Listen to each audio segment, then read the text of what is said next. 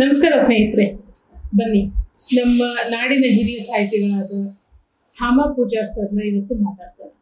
ಅವರು ಯಾವುದೇ ಅಪೇಕ್ಷೆ ಇಲ್ಲದೆ ಸಾಕಷ್ಟು ಸಾಧನೆಯನ್ನು ಮಾಡಿದ್ದಾರೆ. ಯಾವ ಪ್ರಚಾರಕ್ಕೂ ಹೋಗದೆ ತಮ್ಮ ಸ್ವಂತ ವೈಯಕ್ತಿಕವಾದ ಒಂದು ಆಸಕ್ತಿಯಿಂದ ಬಹಳಷ್ಟು ಕೆಲಸವನ್ನು ಮಾಡಿದ್ದಾರೆ. ಅದ್ರ ಬಗ್ಗೆ ಏನು ಅಂತ ತಿಳ್ಕೊಳ್ಳೋಣ ಬನ್ನಿ. ನಮಸ್ಕಾರ. ನಮ್ಮ ಧ್ವನಿ ಬಳಗದ ಪರವಾಗಿ ನಿಮ್ಗೆ ಸ್ವಾಗತ ಕೊಡ್ತಾ ಇದ್ದೀವಿ. ನಿಮ್ಮನ್ನ ಭೇಟಿ ಮಾಡಿದ್ದು ಬಹಳ ಸಂತೋಷ. ನಿಮ್ ಬಗ್ಗೆ ಕೇಳಿದ್ವಿ, ನಾವು ನೋಡಿರ್ಲಿಲ್ಲ, ಮುಖತಃ ನೋಡಿರ್ಲಿಲ್ಲ. ಈಗ ಆ ಒಂದು ಸೌಭಾಗ್ಯ ಒದಗಿ ಬಂದಿದೆ.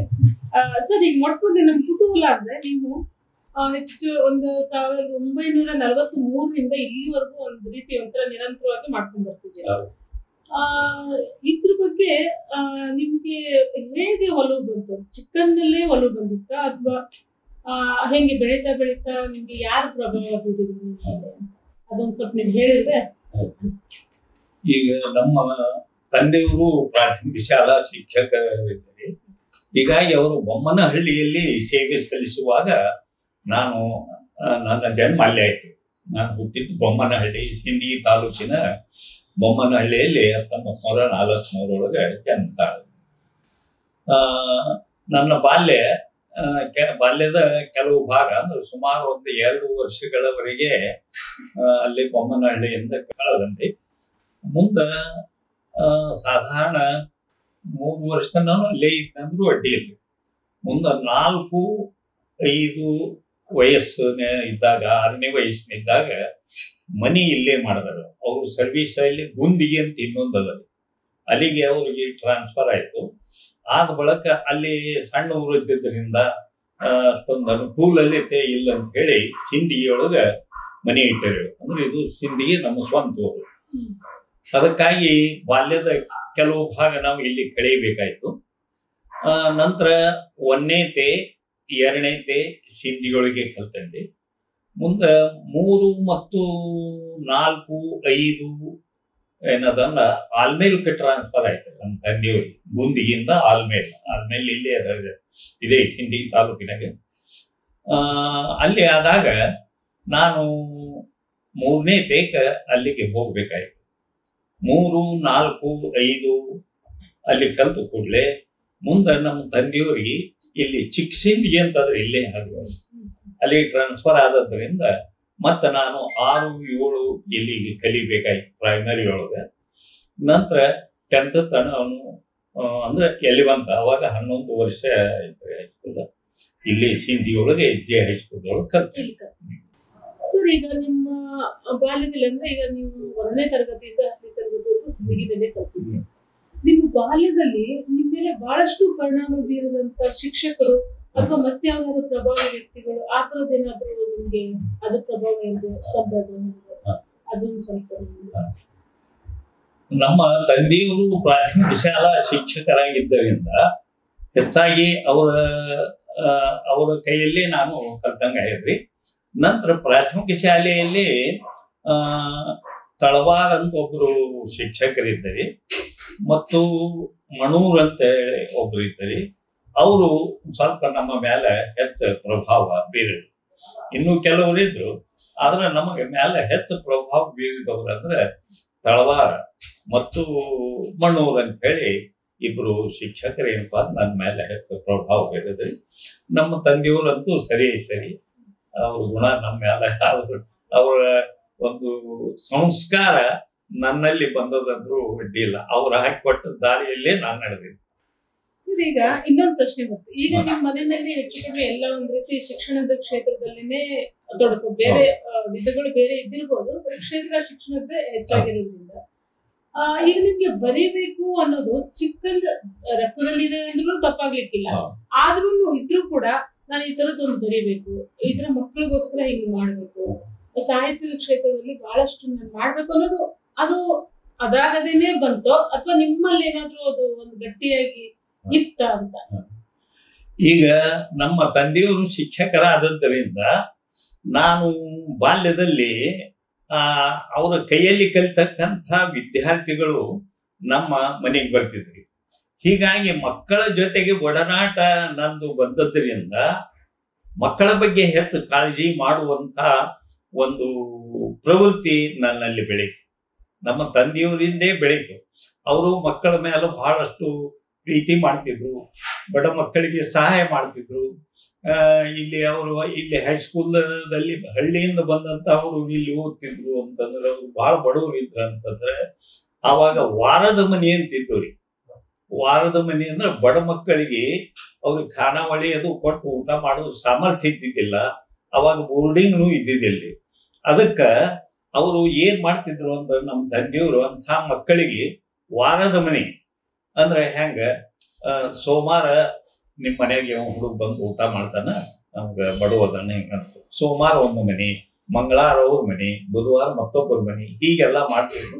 ಒಂದು ವಾರ ನಮ್ಮ ಮನೆಯೊಳಗೆ ಒಂದು ಊಟ ಮಾಡ್ತಿದ್ರು.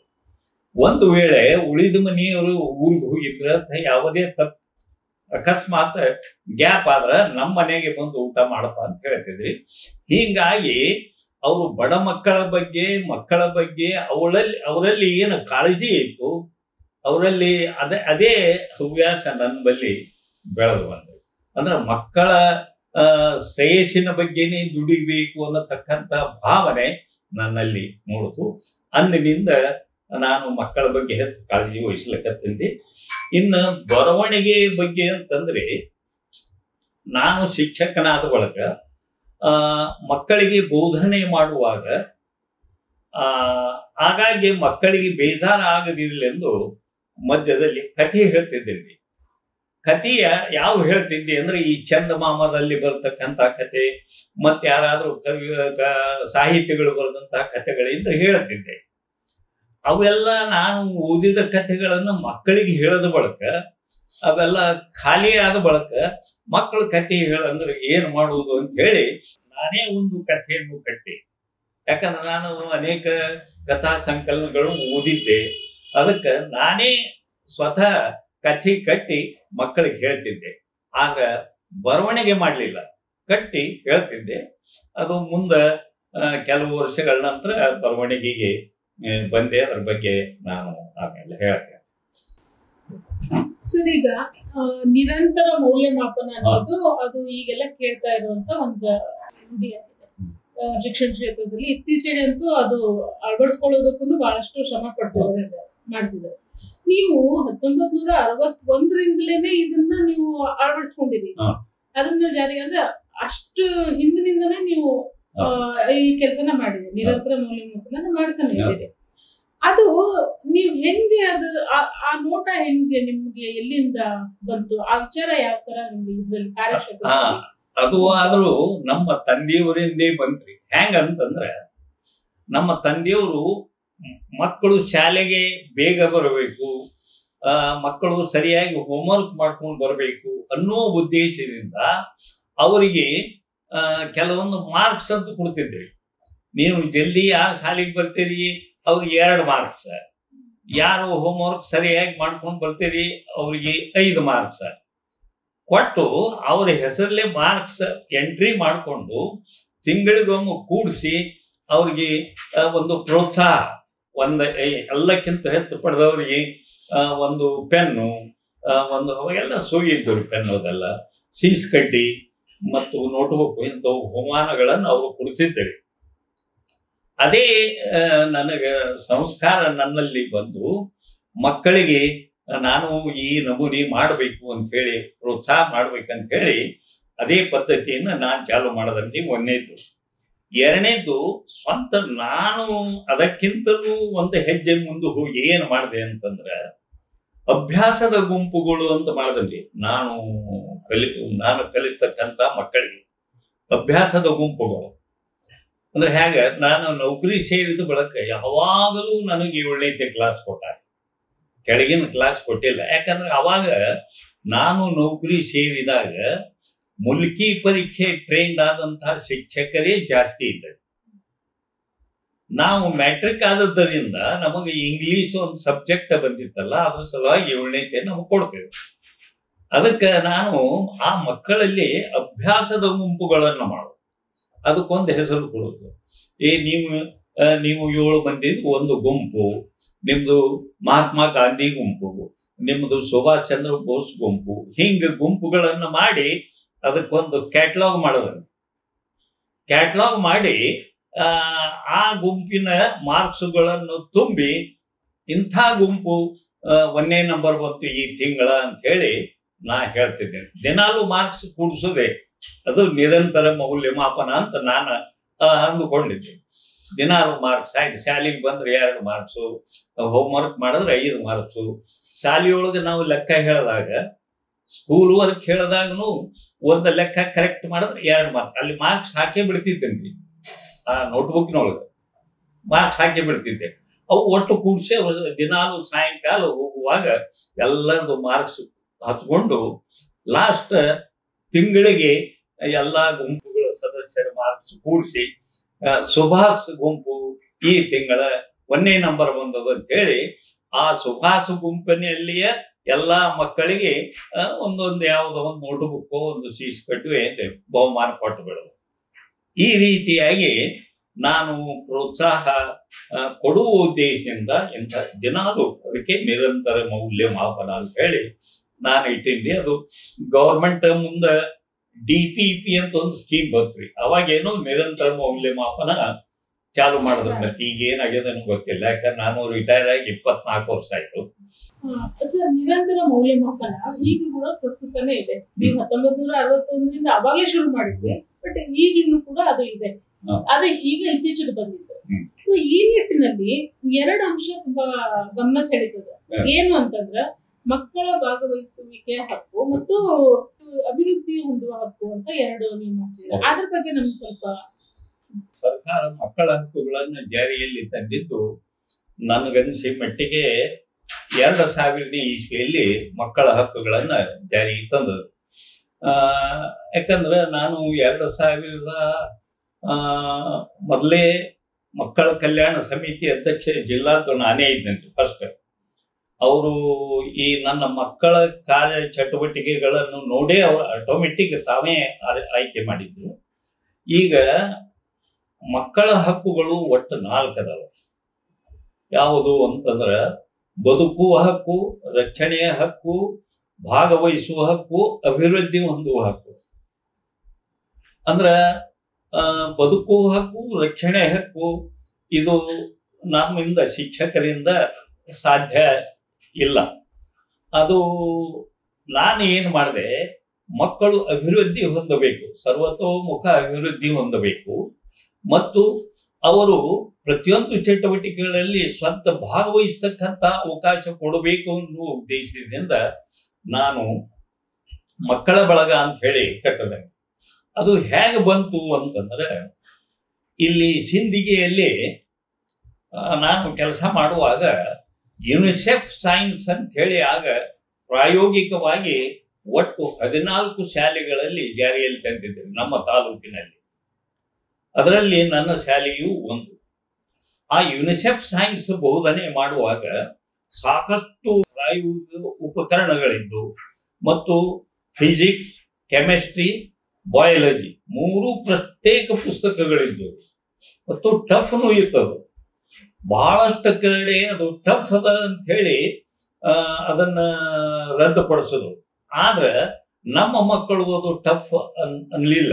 ಯಾಕಂತಂದ್ರೆ ಮಕ್ಕಳಲ್ಲಿ ಈ ವಿಷಯವನ್ನ ಸುಲಿದ ಬಾಳೆಯ ಹಣ್ಣಿನಂದದಿ ಅದನ್ನ ಸುಲಭ ಮಾಡಬೇಕು ಅಂತ ಹೇಳಿ ನಾನು ಚಾಚಾ ನೀರು ವಿಜ್ಞಾನ ಮಂಡಳ ಅಂತ ಹೇಳಿ 75ರೊಳಗೆ ಚಾಲು ಮಾಡಿದೆ.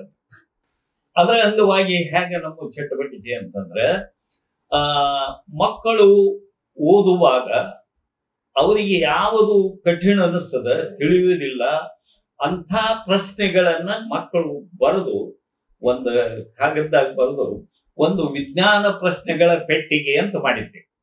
ಸಾಧಾರಣ ಈ 8-10 ವರ್ಷದಿಂದ ಹೋದಾಗ ಅದು ಆ ಶಾಲೆಯಲ್ಲಿ ಮೇಲೆ ತೂಗು ಹಾಕಿದ್ರು, ಮತ್ತೆ ಈಗ ಅದನ್ನು ಎಲ್ಲ ಗೊತ್ತಿಲ್ಲ. ಆ ವಿಜ್ಞಾನ ಪ್ರಶ್ನೆಗಳ ಪೆಟ್ಟಿಗೆಗೆ ಹಾಕ್ತಿದ್ರು.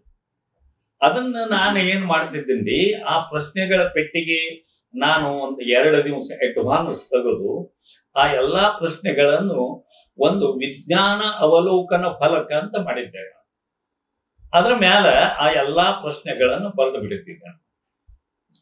ಬರೆದ ನಂತರ ಉಳಿದೆಲ್ಲಾ ಮಕ್ಕಳು ಆ ಪ್ರಶ್ನೆಗಳು ಹೋಗುವಾಗ ಬರುವಾಗ ನೋಡಿ 2 ದಿವಸ ಅವರಿಗೆ ಅವಕಾಶ ಇತ್ತು. ಶನಿವಾರ ಮಧ್ಯಾಹ್ನ ಅವರಿಗೆ ಒಂದು ಚರ್ಚಾಕೂಟ ಅಂತ ಹೇಳ್ತಿದ್ರಿ, ವಿಜ್ಞಾನ ಚರ್ಚಾಕೂಟ ಅಂತ ಹೇಳಿ. ಅದರಲ್ಲಿ ಒಂದೊಂದು ಪ್ರಶ್ನೆಗಳನ್ನು ನಾವು ಓದ್ತಿದ್ದೆ. ಇದಕ್ಕೆ ಮಕ್ಕಳಿಗೆ ಅವಕಾಶ ಕೊಡ್ತಿದ್ದೆ ಉತ್ತರ ಕೊಡ್ಲಿಕ್ಕೆ, ಬೇರೆ ಮಕ್ಕಳಿಗೆ. ಈಗ ಒಬ್ಬ ಅಶೋಕನ್ನು ಹುಡುಗ ಪ್ರಶ್ನೆ ಕೇಳೇನಪ್ಪ ಅಂತಂದ್ರೆ ಮತ್ತೊಬ್ಬ ರಹೀಮ್ ಅನ್ನತಕ್ಕಂತ ಹುಡುಗ ಉತ್ತರ ಕೊಡಬಹುದು, ಮತ್ತೊಬ್ಬ ಕೇಶವ್ ಅನ್ನಂತ ಉತ್ತರ ಕೊಡಬಹುದು. ಅವ್ರಿಗೆ ಅವಕಾಶ ಕೊಡ್ತಿದ್ದೆ, ಅವರು ಉತ್ತರ ಹೇಳ್ತಿದ್ರು. ಒಂದು ವೇಳೆ ಯಾರಿಗೂ ಉತ್ತರ ಹೇಳಕ್ಕೆ ಬರಲಾರದಂತ ಪ್ರಶ್ನೆ, ಕಠಿಣ ಪ್ರಶ್ನೆ ಇತ್ತಂದ್ರ ಆ ಪ್ರಶ್ನೆಗೆ ಉತ್ತರ ನಾನು ಕೊಡ್ತಿದ್ದೆ. ಇದು ಚಾಚಾ ನೆಹರು ವಿಜ್ಞಾನ ಮಂಡಳದ ಕಾರ್ಯಕ್ರಮ. ಇದರಿಂದ ಮಕ್ಕಳು ಈ ವಿಜ್ಞಾನ ವಿಷಯ ಕಠಿಣ ಅನಿಸ್ಲೇ ಇಲ್ಲ ನನ್ನ ಮಕ್ಕಳಿಗೆ. ನಾನು ಪ್ರತಿಯೊಂದು ಪ್ರಯೋಗ ಮಾಡಿ ಬೋಧಿಸ್ತಾ ಇದ್ದೆ, ಹೀಗಾಗಿ ಮಕ್ಕಳಿಗೆ ಕಠಿಣ ಅನಿಸ್ಲಿಲ್ಲ. ಮುಂದೆ ನನ್ನ ಹತ್ರ ಏನು ವಿಚಾರ ಬಂತು, ಕೇವಲ ವಿಜ್ಞಾನ ವಿಷಯಕ್ಕೆ ನಾನು ಮಕ್ಕಳಿಗೆ ತೋರಿಸೋದಕ್ಕಿಂತ ಇದನ್ನ ಇನ್ ಜನರಲ್ ಸರ್ವತೋಮುಖ ಅಭಿವೃದ್ಧಿ ಅನ್ನತಕ್ಕಂಥ ಗುರಿ ಇಟ್ಟುಕೊಂಡು ನೆಕ್ಸ್ಟ್ ಇಯರ್ ಅಂದ್ರೆ 1976ರಲ್ಲಿ ಅದನ್ನ ಮಕ್ಕಳ ಬಳಗ ಅಂತ ಹೇಳಿ ನಾಮಕರಣ ಮಾಡಿದೆ. ಅದನ್ನ ಚಾಚಾ ನೆಹರು ವಿಜ್ಞಾನ ಮಂಡಳ ತಂದು ಮಕ್ಕಳ ಬಳಗ ಅಂತ ಮಾಡಿದೆ. ಮಕ್ಕಳ ಬಳಗದಲ್ಲಿ ಈ ವೈಜ್ಞಾನಿಕ ಚಟುವಟಿಕೆಗಳು ಮುಂದುವರಿಸುವುದರ ಜೊತೆಗೆ ಇತರ ಬೇರೆ ಬೇರೆ ವಿಷಯಗಳ ಬಗ್ಗೆ ಅಲ್ಲಿ ಮಕ್ಕಳಿಗೆ ಚರ್ಚಾಕೂಟ ನಡೆಸೋದು, ಮಕ್ಕಳಿಗೆ ಒಂದು ವಿಷಯ ಕೊಟ್ಟು ಇದ್ರ ಮೇಲೆ ಯಾರು ಮಾತಾಡ್ತಾರಪ್ಪ ಮಾತಾಡಿ ಅಂತ ಹೇಳೋದು. ಹೀಗೆ ಮಕ್ಕಳು ಸ್ವತಂತ್ರವಾಗಿ ಅಧ್ಯಯನ ಮಾಡಿ ಧೈರ್ಯದಿಂದ ವೇದಿಕೆ ಮೇಲೆ ಮಾತನಾಡತಕ್ಕಂಥ ಒಂದು ಅವಕಾಶ ಮಕ್ಕಳಿಗೆ ಕೊಟ್ಟೆ. ಇದರಿಂದ ಬಹಳಷ್ಟು ಮಕ್ಕಳು ಅಭಿವೃದ್ಧಿ ಹೊಂದಿವೆ. ಅಲ್ಲಿ ಇದರಿಂದ ಭಾಗವಹಿಸುವ ಹಕ್ಕು ಅಂತಂದ್ರೆ ಎಲ್ಲರೂ ಯಾರು ಭಾಗವಹಿಸಲಾರದೆ ಇರ್ತಾರೆ ಅವ್ರಿಗೆ ವಿಷಯ ಕೊಡೋದು, ಮುಂದಿನ ವಾರ ನೀವು ಮಾತಾಡಬೇಕಂತ ಹೇಳೋದು, ಇದ್ರ ಬಗ್ಗೆ ನೀ ಏನಾದ್ರೂ ಹೇಳ್ಬೇಕು ನಿನ್ನ ಅಭಿಪ್ರಾಯ. ಹೀಗೆ ಎಲ್ಲಾ ಮಕ್ಕಳನ್ನ ತೊಡಗಿಸಿಕೊಂಡು ಸುಮ್ಮನೆ ಮೂಲೆಯಲ್ಲಿ ಕೂಡತಕ್ಕಂತ ಮಗುವನ್ನು ನಾನು ಅಭಿವೃದ್ಧಿ ಹೊಂದುವ ಹಾಗೆ ನಾನು ಚಟುವಟಿಕೆಗಳನ್ನ ಮಾಡ್ತಾ ಇದ್ದಲ್ಲಿ ಆವಾಗ ಚಿಣ್ಣರ ನುಡಿಸಿರಿ, ಅಲ್ಲಿಂದ ಶಾಲೆಯ ಅಂಗಳದಲ್ಲಿ ಮಕ್ಕಳ ಕಲರವ, ಮಕ್ಕಳ ಹಬ್ಬ ಇವೆಲ್ಲ ಮಾಡ್ತಿದ್ದೆ. ಮಕ್ಕಳ ಹಬ್ಬದೊಳಗೆ ಅಂದ್ರೆ ಬೇರೆ ಬೇರೆ ಚಟುವಟಿಕೆಗಳು. ಚಿಣ್ಣರ ನುಡಿಸಿರಿ ಅಂತಂದ್ರೆ ಅವ್ರಿಗೆ ಒಂದೊಂದು ವಿಷಯ ಕೊಟ್ಟು ವೇದಿಕೆಯ ಮೇಲೆ ಭಾಷಣ ಮಾಡೋದು. ನನ್ನ ಜೀವನದ ಗುರಿ, ಇದನ್ನ ಯಾಕೆ ನಾ ಈ ಗುರಿಯನ್ನು ಆಯ್ಕೆ ಮಾಡಿಕೊಂಡೆ, ಇದರಿಂದ ದೇಶಕ್ಕೆ ಏನು ಸೇವೆ ಮಾಡಬಹುದು, ಇವೆಲ್ಲ ಮಾತಾಡ್ತಿದ್ವು. ಬಹಳ ನನಗೆ ಅದನ್ನ ಕೇಳಿ ನನಗೆ ಬಹಳ ಆನಂದ ಆಗ್ತಿತ್ತು. ಅಂತ ಆ ರೀತಿ ಮಕ್ಕಳು ಈ ಮಕ್ಕಳ ಬಳಗದ ಇದರಿಂದ ಏನಪ್ಪಾ ಅಂತಂದ್ರೆ ಅಭಿವೃದ್ಧಿ ಹೊಂದದು. ನಮ್ಮ ಶಾಲೆಯ ಮಕ್ಕಳು ಯುನಿಸೆಫ್ ಸೈನ್ಸ್ ಕಠಿಣ ಅಂತ ಎಂದೂ ಅಲ್ಲಿದೆ. ಬೇರೆ ಕಡೆ ಬಹಳಷ್ಟು ಕಡೆಯಿಂದ ಅದು ಕಠಿಣ ಅದ ಅನ್ನುವ ಇದು ರಿಸಲ್ಟ್ ಬಂದದ್ರಿಂದ ಅದು 3 ವರ್ಷನೊಳಗೆ ಕ್ಯಾನ್ಸಲ್ ಮಾಡಿಬಿಟ್ರೆ ಮತ್ತೆ ಜನರಲ್ ಸೈನ್ಸ್ ಜಾರಿಯಲ್ಲಿ ತಂದು ಅಂದಿನಿಂದ ನಮ್ಮ ಮಕ್ಕಳ ಒಳಗೆ ಹಾಗೆ ಚಟುವಟಿಕೆ ನಡೆದವೆ. ನಮ್ದು ಈಗ ಹೋದ ವರ್ಷ 47ನೇ ವರ್ಷ ಮಕ್ಕಳ ಸಲುವಾಗಿ. ಆವಾಗ ಪ್ರತಿ ವರ್ಷ 4 ಕಾರ್ಯಕ್ರಮಗಳನ್ನು ಮಾಡ್ತೀವಿ. ಒಂದು ಮಕ್ಕಳ ಹಬ್ಬ, ಒಂದು ಚಿಣ್ಣರ ನುಡಿ ಸೇರಿ, ಒಂದು ಶಾಲೆಯ ಅಂಗಳದಲ್ಲಿ ಮಕ್ಕಳ ಕಲರವ. ಇನ್ನು ಯಾರಾದರೂ ಶ್ರೀಮಂತರು ಇದ್ರು ಅವ್ರ ಮನೆ ಮೇಳೆ ಮೇಲೆ ಸಾಕಷ್ಟು ಅವಕಾಶ ಇತ್ತು ಅಂತಂದ್ರೆ ನಿಮ್ಮ ಮನೆಯೊಳಗ ಈ ಓಣಿ ಮಕ್ಕಳಿಗಾಗಿ ಒಂದು ಕಾರ್ಯಕ್ರಮ ಮಾಡೋಣ ಅಂತ ಅವ್ರು ಎಸ್ ಅಂತಿದ್ರಿ. ಅಲ್ಲಿ ಏನದಲ್ಲ ಓಣಿ ಮಕ್ಕಳ ಕೊರತೆಕೆನೆ ಮನೆಯಂಗಳದಲ್ಲಿ ಮಕ್ಕಳ ಚಿಲಿಪಿಲಿ ಹಿಂಗೆ ಒಂದು ಹೆಸರು ಕೊಟ್ಟು ಕಾರ್ಯಕ್ರಮ ಮಾಡ್ಕೊಂಡು ಬಂದಿದೆ. ಇಂಥ ಈ ಕಾರ್ಯಕ್ರಮಗಳಿಂದ ಮಕ್ಕಳಲ್ಲಿ ಜ್ಞಾನಾಭಿವೃದ್ಧಿ ಆಗುವುದರ ಜೊತೆಗೆ ಅವರಲ್ಲಿ ನಾನು ನನ್ನ ಅಭಿಪ್ರಾಯವನ್ನು ಹೇಳಬೇಕನ್ನತಕ್ಕಂಥ ಧೈರ್ಯ ಮಕ್ಕಳಲ್ಲಿ ಮೂಡಿ ಬಂತು. ಈ ನಮ್ಮ ಮಕ್ಕಳ ಬಳಗದ ಅಲ್ಲಿ ತಯಾರಾದಂಥ ವಿದ್ಯಾರ್ಥಿನಿಯರು ಈ ಸ್ಟೇಟ್ ಲೆವೆಲ್ ಕಾಂಪಿಟೇಷನ್ದಾಗ ಸಹಿತ ಅವರು ಮುಂದಿನ ತರಗತಿ ಹೈಸ್ಕೂಲ್ಗೆ ಹೋದಾಗ ಪಾಲ್ಗೊಂಡು ಬಂದಾರೆ. ಅದೇ ಈ ರೀತಿಯಿಂದ ಮಕ್ಕಳು ಭಾಗವಹಿಸೋದು ಆಗ್ತದೆ, ಎಲ್ಲ ಮಕ್ಕಳು ಭಾಗವಹಿಸೋದು ಆಗ್ತದೆ, ಮತ್ತೆ ಅವರ ಅಭಿವೃದ್ಧಿನೂ ಕೂಡ ಸಾಧ್ಯ ಆಗ್ತದೆ ಅಂತ ನಿಮ್ಗೆ. ಸರ್, ಇದೇ ರೀತಿ ಆಮೇಲೆ ಇನ್ನೂ ಒಂದು ನಿಮ್ ಬಗ್ಗೆ ಹೆಮ್ಮೆ ಪಡುವಂತ ವಿಷಯ ಅಂದ್ರೆ ನೀವು ಬರೆದಿರೋ ಕತೆ ಮತ್ತು ಕವನಗಳು ಕರ್ನಾಟಕ ಸರ್ಕಾರದ ಪಠ್ಯ ಪುಸ್ತಕ ಅಲ್ಲದೆ ಮಹಾರಾಷ್ಟ್ರದ ಸರ್ಕಾರದ ಪಠ್ಯ ಪುಸ್ತಕದಲ್ಲೂ ಬಂದಿದೆ. ಅದಕ್ಕೆ ಆ ರೀತಿ ಬಂದಿದ್ರಿಂದ ಓದುಗರ ಮತ್ತೆ ಶಿಕ್ಷಕರ ಮಕ್ಕಳ ಒಂದು ಅಭಿಪ್ರಾಯ ನೀವು ಏನಿತ್ತು ಸರ್? ಅದು ನಿಮಗೆ ಏನಾರ ಅಭಿಪ್ರಾಯ ಸಿಕ್ಕಿದೆಯಾ? ಅದು ಅವ್ರು ಹೆಂಗ ಅದನ್ನ ತಗೊಂಡು ಏನು ವಿಷಯ? ಇನ್ನೊಂದ್ರಿ, ಮಕ್ಕಳ ಸಾಹಿತ್ಯ ಅಂತಂದ್ರೆ ಹೀಗಿರ್ಬೇಕಲ್ರಿ. ಮಕ್ಕಳು ಆ ಪುಸ್ತಕ ಓದಿದಾಗ ಮಕ್ಕಳ ಮನೋವಿಕಾಸ ಆಗಬೇಕು, ಮಕ್ಕಳ ಅಭಿವೃದ್ಧಿ ಹೊಂದತಕ್ಕಂಥ ಅಂಶಗಳು ಅವರಲ್ಲಿ ಇರಬೇಕು. ಮಕ್ಕಳ ಸಾಹಿತ್ಯದಲ್ಲಿ ಬಡೆದಾಟ, ಕೋಮು ಗಲಭೆ, ಸಾವು ನೋವು ಇಂಥ ದೃಶ್ಯಗಳನ್ನ ಸಾಹಿತ್ಯ ಕೃತಿಯಲ್ಲಿ ಅಳವಡಿಸಬಾರ್ದು. ಆ ಮಕ್ಕಳು ದೊಡ್ಡವರಾದಂಗ ಅದನ್ನು ತಿಳ್ಕೊಳ್ಳಿ. ಆದ್ರೆ ಅವರಿಗೆ ನಾವೇ ನೇರವಾಗಿ ಇದು ಸತ್ಯ ಹೇಳು, ನೀನು ನೀ ಸುಳ್ಳು ಹೇಳ್ತಿ, ಸತ್ಯ ಸುಳ್ಳು ಇದೇನದಲ್ಲ, ಇದ್ರ ಬಗ್ಗೆ ನಾವು ನೇರವಾಗಿ ಹೇಳುವುದಕ್ಕಿಂತ ಸಾಹಿತ್ಯದ ಮುಖಾಂತರ ಒಂದು ಕಥೆ, ಆ ಕಥೆಯ ಮುಖಾಂತರ ನಾವು ಹೇಳಿದ್ರೆ ಆ ಮಗು ಅಂತಹ ಕಥೆಗಳನ್ನು ಓದಿ ಆ ಮಗುವಿನಲ್ಲಿ ಪರಿವರ್ತನೆ ಆಗ್ತದೆ. ಈಗ ಪ್ರೌಢ ಸಾಹಿತ್ಯ ನಾವು ಓದಿದ್ರೆ ನಾವು ಬದಲಾವಣೆ ಆಗೋದು ಕಷ್ಟದ ರೀ. ಈಗ ನಾನು ಇಷ್ಟೆಲ್ಲ ಬೆಳೆದೀನಿ, ನಾನು ಮುಂದೆ ತಂದು 100 ಕೆಟ್ಟ ಪುಸ್ತಕಗಳನ್ನು ಕೊಟ್ಟರೆ ನಾ ಕೆಟ್ಟವನ್ ಆಗೋದಿಲ್ಲ. ಯಾಕಂದ್ರೆ ಬಂದು ಬಿಟ್ಟಿನಿ, ನಂದೆಲ್ಲ ಡೆವಲಪ್ಮೆಂಟ್ ಆಗಿಬಿಟ್ಟದು. ಆದ್ರೆ ಬೆಳೆಯುವ ಮಕ್ಕಳು ಅಂತಂದ್ರೆ ಒಂದು ಹಸಿವಾಡಿ ಇದ್ದಾಗ ಒಂದು ಹಳ್ಳ ಹೊಡೆದ್ರೆ ಹೆಂಗ್ ಕುಂದಿರ್ತದ, ಹಂಗ ಮಕ್ಕಳ ಮನಸ್ಸು ಬಹಳ ಮೃದು ಇರ್ತದೆ. ಅವರಲ್ಲಿ ಒಳ್ಳೆಯ ವಿಚಾರಗಳನ್ನು ತುಂಬಬೇಕೇ ವಿನಃ ಇಂಥ ಕೆಟ್ಟ ವಿಚಾರಗಳನ್ನು ಇದನ್ನು ಮಾಡಬಾರ್ದು. ನಾನು ಮಕ್ಕಳಿಗಾಗಿ 14 ಕೃತಿಗಳನ್ನು ಬರೆದೇನೆ. ಒಂದರಲ್ಲಿ ಸಾವು ನೋವು ಕೋಮು ಗಲಭೆ ಯಾವೂ ಇಲ್ಲ. ಹೇಗೆ ತೋರಿಸಿವಿ ಅಂತಂದ್ರೆ ಒಂದು ಉದಾಹರಣೆ. ಒಬ್ಬ ತಾಯಿ ತನ್ನ ಮಗು ಶಾಲೆಯಿಂದ ಬರುವಾಗ ತನ್ನ ಮುಸ್ಲಿಂ ಗೆಳೆಯನನ್ನ ಕರ್ಕೊಂಡು ಬರ್ತಿದ್ದ. ಇವ ಕೇಶವ ಹಿಂದೂ, ಅವ ಬರುವ ಕಾಶೀಂ. ತಾಯಿ ಹಳೆ ಸಂಪ್ರದಾಯಕ್ಕೆ ಅವನ್ನ ನೀ ಮನೆಗೆ ಕರ್ಕೊಂಡು ಬರಬೇಡ, ಅವ್ಗೆ ಯಾಕೆ ಕರ್ಕೊಂಡು ಬರ್ತೀವಿ ಅಂತ ಹೇಳಿ ಬೇಯ್ತಾ ಇದ್ರು. ಅದನ್ನ ಎಷ್ಟು ಸಲ ಈಗ ತಾಯಿ ಬೇಯ್ದ್ರು ಹಾಗೆ ಕರ್ಕೊಂಡು ಬರ್ತಿದ್ದ. ಒಂದು ದಿವಸ ಅವಂಗ ವಿಚಾರ ಏನ್ ಮಾಡೋದು, ಇವ ಆತ್ಮೀಯ ಗೆಳೆ ಕಾಶೀಮ ಅಂತ ಹೇಳಿ ಒಮ್ಮ ಇಬ್ರು ಕಬಡ್ಡಿ ಆಡುವಾಗ, ಅಲ್ಲಿ ನನ್ನ ಕಥೆ ಹೇಳೋದು, ಕಬಡ್ಡಿ ಆಡುವಾಗ ಇಬ್ರು ಒಂದೇ ಗುಂಪಿನಲ್ಲಿದ್ರಿ. ಎದುರಾಳಿ ಬಂದಾಗ ಹಿಡಿದು ಕೂಡಲೇ ಅವ ಎಳ್ಕೊಂಡು ಹೋಗುವಾಗ ಕಾಶಿ ಮತ್ತು ಕೇಶವ ಇಬ್ಬರದು ಕಾಲು ಕೆತ್ತದ, ಮಂಡಿನೂ ಇಬ್ಬರು ಕಾಲಿಂದು ರಕ್ತ ಬರ್ಲಿಕ್ಕೆ ಚಾಲು ಮಾಡ್ತದೆ. ಆವಾಗ ಕೇಶವನಿಗೆ ಒಂದು ಏನೋ ವಿಚಾರ ಹೊಳೆದು ಬಿಡುತ್ತದೆ. ಹೊಳೆದ ಕೂಡಲೇ ಆ ಕಾಶೀಮನನ್ನ ಹಾಗೆ ಕರ್ಕೊಂಡು ಮನೆಗೆ ಓಡಿ ಹೋಗ್ತಾನೆ.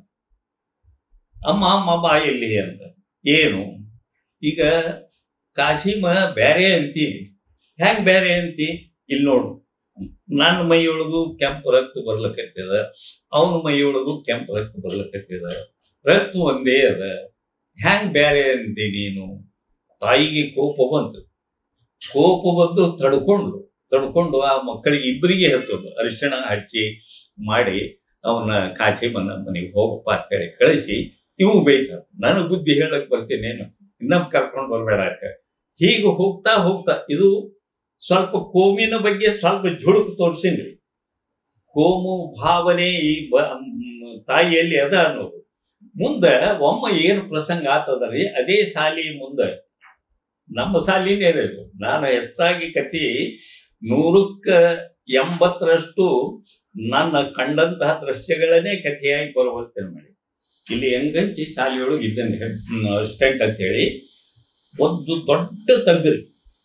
ಅದು ಹೆಡ್ ಮಾಸ್ಟರ್ಗೆ ನಾ ಅಲ್ಲಿ ಹೋಗಿ ಕೂಡಲೇ ಹೇಳಿದೆ, ಏನ್ರಿ ಸರ್ ಇದು ತಗ್ಗು, ಏನ್ ಮಾಡೋದ್ರಿ, ಇದು ಭಯಂಕರ ಖರ್ಚು ಬರ್ತದೆ ತುಂಬಬೇಕಾದ್ರೆ.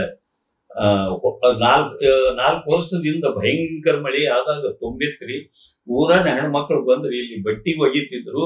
ಆವಾಗ ಒಂದು ಹುಡುಗ ಒಳಗೆ ನೀರೊಳಗೆ ಬಿದ್ದು ಸತ್ತ ಅಂತ ಹೇಳಿಬಿಟ್ಟು ಅದನ್ನೇ ನಾನು ಕಥೆಯಾಗಿ ಪರಿವರ್ತಿಸಿದೆ, ಇದ್ರೊಳಗೆ ತಗೊಂಡೆ. ಒಮ್ಮ ಕೇಶವನ ತಾಯಿ ಅಲ್ಲಿ ಇದಕ್ಕ ಹೊಡ್ಲಕ್ಕ ಬಟ್ಟಿ ಒಯ್ಯಲಿಕ್ಕೆ ಬಂದಾಗ ಕೇಶವನ ತಮ್ಮ ಬಂದಿದ್ದ ಅಲ್ಲಿಗೆ. ನಾವು ಸಣ್ಣವಿದ್ದ, ಒಂದು 3 ವರ್ಷದ ಹುಡುಗ. ಅವ ತಾಯಿ ಜೊತೆಗೆ ಬಂದವ. ಹಿಂಗ ತಾಯಿ ಬಟ್ಟಿ ಒಯ್ಯುವಾಗ ಇದು ಹುಡುಗ ಆಡ್ಕೋತ ಹೋಗಿ ನೀರೊಳಗೆ ಬಿದ್ದು ಬಿಟ್ಟ, ಮುಣಿಬಿಟ್ಟೆ. ಈಗ ತಾಯಿ ಒದಲ್ಕತ್ತ. ಅಲ್ಲಿ ಗ್ರೌಂಡ್ ನಲ್ಲಿ ಆಡ್ತಕ್ಕಂತ ಎಲ್ಲಾ ಹುಡುಗರು ಬಂದು ಸುತ್ತ ನಿಂತು ಬಿಡ್ತಾರೆ. ನಿಂತು ಬಿಟ್ಟು ಯಾರು ಇದು ಆಗುದಿಲ್ಲ, ಈಕಿ ಕೇಶವನ ತಾಯಿ ಅಂತ, ಏನ್ರಪ್ಪ ಮಗು ಮುಳುಗು ಇದು ಆಗ್ಲಕತ್ತಿದೆ, ಜಲ್ದಿ ಯಾರೇ ಒಬ್ಬರು ಜಿಗಿರನ್ನ. ನಾನೇನ್ ಮಾಡೀನಿ ಅಂದ್ರ ಕಾಶಿಮನ್ನಿ ಜಿಗ್ಸೀನಿ ಒಳಗ್ ನೀರೊಳಗೆ. ಕಾಶಿಮನ್ನಿ ಜಿಗ್ಸೀನಿ. ಕಾಶಿಮ ಜಿಗದ ಕೂಸಿನ ತಂದು ದಂಡಿ ಮ್ಯಾಗ ಹೋಗಿತಾನ. ಅಲ್ಲಿಂದ ಹಿಂಗ್ ಹೊಟ್ಟಿ ಪುಷ್ ಮಾಡ್ತಾನ, ನೀರು ಬಾಯಿಯಿಂದ ಬರ್ತದ. ಆದ್ರೂ ಹುಡುಗ ಸುಂದ್ ಇರ್ತಾನೆ. ಇನ್ನ ಅದಕ್ಕ ಪ್ರಥಮೋಪಚಾರ ಶಾಲೆಯೊಳಗೆ ಕಲ್ತಿರ್ತಾನಲ್ಲ, ಆ ಕೂಸಿನ ಆ 2 ವರ್ಷದ ಮಗುವಿನ ಬಾಯಿ ಹಿಂಗ್ ತೆಗೆದು ತನ್ನ ಬಾಯಿ ಕೊಟ್ಟು, ಅದ್ರ ಕೆಳಗ ಹಿಂದೂ ಹುಡುಗವ, 2 ವರ್ಷ 3 ವರ್ಷದ ಹುಡುಗ. ಇವ ಉಸುರು ಕೊಡವ ಮುಸ್ಲಿಂ. ಉಸುರು ಕೊಡ್ತಾನ್ರಿ, ಕೃತ್ರಿಮ ಉಸುರು ಕೊಟ್ಟಾಗ ಅದು ಮಗು ಕಣ್ಣು ತೆರೀತದ, ಅಳ್ಳಕ್ ಚಾಲು ಮಾಡ್ತದ. ಅವಾಗ ತಾಯಿಗೆ ಫ್ಲಾಶ್ ಆಗ್ತದೆ. ಫ್ಲಾಶ್ ಆಗಿ ಕಾಶಿಮ್ಮನ ಅಪ್ಪಗೋತಾಳ. ಅಂದ್ರೆ ಉಸಿರು ಒಂದಾಯಿತು ಅಂತ ಈ ಕಥೆ ಹೆಸರು. ಹೀಗೆ ನಾವು ತೋರಿಸಿ ಅದನ್ನ ಸರಿಪಡಿಸ್ಬೇಕು. ಇರ್ಲಿ, ಈಗೇನೋ ಒಂದು ನಡೆದಿರ್ತಂದ್ರೆ ಅದನ್ನ ಯಾವುದೋ ಒಂದು ಘಟನೆಯನ್ನು ತಂದ ಮತ್ತದನ್ನ ನಾವೆಲ್ಲರೂ ಒಂದೇ ಅನ್ನತಕ್ಕಂಥ ಭಾವನೆ ಮಕ್ಕಳಲ್ಲಿ ಮೂಡುವಂಗೆ ಬರಬೇಕು. ಈ ಪ್ರಕಾರ ನನ್ನ ಕಥೆ. ನಿಜ ಸರ್, ನೀವ್ ಹೇಳಿದಾಗ ನಿಮ್ಮ ಕಥೆಗಳಲ್ಲಿ ಸಾಕಷ್ಟು ನೈಜತೆಗೆ ಹತ್ತಿರ ಇರೋವನ್ನೇ ಇದಾವೆ. ನಾನು ಓದಿರೋ ಸಾಕಷ್ಟು ಕಥೆಗಳು. ನೀವ್ ಹೇಳಿದ್ದೀಗ ಕೋಮು ಸೌಹಾರ್ದತೆನ ಒಂದು ಹುಟ್ಟಾಕುವಂತ ಒಂದು ಕಥೆನ, ನಿಮ್ಮ ಕಥೆಯಲ್ಲಿನ ಪಾತ್ರಗಳನ್ನ ಯಾವಾಗ್ಲೂ ಒಂದು ಮುಸ್ಲಿಂ ಹುಡುಗನ ಹೆಸರು, ಒಂದು ಹಿಂದೂ ಹುಡುಗ ಹೆಸರು, ಈ ತರ ತಗೊಂಡು ಆ ಗೆಳೆತನದ ಗುಟ್ಟನ್ನು, ಆ ಗಟ್ಟಿತನವನ್ನು ನೀವು ತೋರಿಸ್ತಿದ್ದೀರಿ. ಅದೇ ರೀತಿ ಇನ್ನೊಂದು ಅಂಶ ಕಂಡು ಬಂದಿತ್ತು ನನಗೆ. ಈಗ ನೀವು ಸಾಹಸ ಕಥೆಗಳನ್ನ ಬಹಳಷ್ಟು ಬರ್ತೀರಿ. ಅದ್ರಲ್ಲಿ ಒಂದು ಕತೆ ನನಗ್ ಬಹಳ ಗಮನ ಸೆಳೆದಿದ್ದೇನು ಅಂದ್ರೆ, ಇಬ್ರು ಹುಡುಗರು ಮಕ್ಕಳು ಒಂದು ಗುಹೆ ಒಳಗೆ ಹೋಗ್ತಾರೆ. ಹೋಗಿ ಅಲ್ಲೊಂದು ಏನೋ ಕಿಂಡಿ ನೋಡ್ತಾರೆ. ಆ ಕಿಂಡಿ ಮೂಲಕ ಹಂಚ್ಕೊಂಡ್ ಹೋಗಿ ಆ ಕಿಂಡಿ ಮೂಲಕ ಕಣ್ಣಿಟ್ಟು ಹಿಂಗ್ ನೋಡಿದಾಗ ಅವ್ರಿಗೆಲ್ಲೊಂದು ಹಳೆ ಸ್ಮಾರಕ ಕಾಣಿಸ್ತದ. ಹೌದಾ? ಆ ಸ್ಮಾರಕ ಬಹುಶಃ ಯಾವ ಅಲ್ಲಿನ ಊರ್ನವ್ರಿಗೆ ಗೊತ್ತಿರಲ್ಲ, ಅದು ಮೂಳು ಕಂಟಿನ ಸ್ವಲ್ಪ ಮುಚ್ಚಿದಂಗಿರ್ತದೆ. ಅದನ್ನ ಕಂಡು ಹಿಡಿದು ಮಕ್ಕಳು ಬಂದು ಅವ್ರ ಶಿಕ್ಷಕರಿಗೆ ಹೇಳ್ತಾರೆ. ಅವರು ಪುರಾತತ್ವ ಇಲಾಖೆಯವ್ರಿಗೆ ಸುದ್ದಿ ಮುಗಿಸಿ ಅದನ್ನೆಲ್ಲ ಸಂರಕ್ಷಣೆ ಮಾಡ್ತಾರೆ. ಈ ಒಂದು ದೃಷ್ಟಿ ಇದೆಯಲ್ಲ ಸರ್, ಇದು ನಿಮ್ಗೆ ಅಂದ್ರೆ ಹಿಂಗ ಬಾಲ್ಯದಲ್ಲೇ ಬಂತ, ನಿಮ್ಮ ಊರಿನ ಪರಿಸರದಲ್ಲಿ ಸಿಂದಗಿನಲ್ಲಿ ನಿಮ್ಮ ಊರಲ್ಲಿರೋ ಸ್ಮಾರಕಗಳನ್ನ ನೀವು ನೋಡಕ್ ಹೋಗ್ತಿದ್ರ? ನಿಮ್ಗೆ ಹೆಂಗ ಆಸಕ್ತಿ ಬಂತು ಅದರಲ್ಲಿ? ಅದು ಹೆಂಗ್ ಬಂತಂದ್ರೆ, ನಾವು ಮಕ್ಕಳಿಗೆ ನಾವು ವಿದ್ಯಾರ್ಥಿ ಇದ್ದಾಗನು ಹಂಪಿ ಪ್ರವಾಸಕ್ಕೆ ಹೋಗಿದ್ವಿ. ನಾವು ಮಕ್ಕಳಿಗೂ ಹಂಪಿ ಪ್ರವಾಸಕ್ಕೆ ಕರ್ಕೊಂಡು ಹೋಗಿದ್ವಿ. ಅಲ್ಲಿ ಏನದಲ್ರಿ, ಆ ಹಂಪಿ ಗುಡಿಯೊಳಗ ಒಳಗಡೆ ಒತಟಿ ಆ ಗೋಪುರ ತಿರುಮುರು ಕಾಣಿಸ್ತದೆ. ಒಂದು ಸಣ್ಣ ಕಿಂಡಿಯೊಳಗ ಆ ಕಿರಣಗಳ ಹಾಯ್ದು ಬಂದು ಆ ಗೋಪುರ ತಿರುಮುರುವಾಗಿ ಕಾಣಿಸ್ತದೆ. ಅದು ನನಗೆ ಫ್ಲಾಶ್ ಆಗಿ ಹುಡುಗರು ಹೆಂಗ್ರಿ ಇದು ಹೆಂಗ ಅಂದ ಕೂಡಲೇ ಆ ವಿಜ್ಞಾನದಲ್ಲಿ ಪಾಠ ಉದಾಹರಣೆ ಕೊಟ್ಟ ಹೇಳದಂಗೆ ಆ ಕಿಂಡಿ ಒಳಗಿಂದ ಇದನ್ನು ಬರುವುದು ನೋಡ್ಕೊಂಡು ನಾವು ಇದಕ್ಕೆ ಹೋದೆವು, ಏನ ವಸತಿ ಗೃಹಕ್ಕೆ ಹೋದೆವು. ಹೋದ ಬಳಕ ಒಬ್ಬ ಹುಡುಗ ರಾತ್ರಿ ಯುರಿನಲ್ಸ್ ಬಂದಾಗ ಕತ್ತಲದೊಳಗ ಎದ್ದು ಅವಾಗ ಲೈಟ್ ಅದು ಇದ್ದಿದ್ದಿಲ್ಲ ಇನ್ನೂ. ಅಲ್ಲಿ ಎದ್ದು ಹೋದಾಗ ಅಂಜಿ ಓಡಿ ಬಂದಲ್ಲಿ ಅಲ್ಲೇ ಅಂಜೇನ್ ಬರ್ಲಿಕ್ಕೆ, ಇಲ್ಲಿ ಸರ್ ಅಲ್ಲಿ ಏನ ಕಾಣಿಸ್ತದ, 2 ಕಣ್ಣು ಕಂಡಂಗೆ ಕಾಣಿಸ್ತಲಕತ್ತವ, ಏನದೋ ಏನೋ ಅಂತ ಕೂಡಲೇ ನಾವು ಹೋಗಿ ಬ್ಯಾಟ್ರಿ ತಗೊಂಡು ನೋಡಿದಾಗ ಬೆಕ್ಕಿತ್ರಿ. ಅದಕ್ಕೆ ಅದೇ ನನಗೊಂದು ನಮೂನಿ ಇದಾಗಿ ಫ್ಲಾಶ್ ಆಗಿ ಅದು ಕಥೆಯನ್ನ ನಾನು ಸೃಷ್ಟಿ ಮಾಡಿದ್ದ ಅವಾಗೇ ಮಕ್ಕಳಿಗೆ ಹೇಳಿನಿ. ಆದ್ರೆ ಅದು ಲಿಖಿತ ರೂಪದಲ್ಲಿ ತಂದಿದ್ದು ಆಮೇಲೆ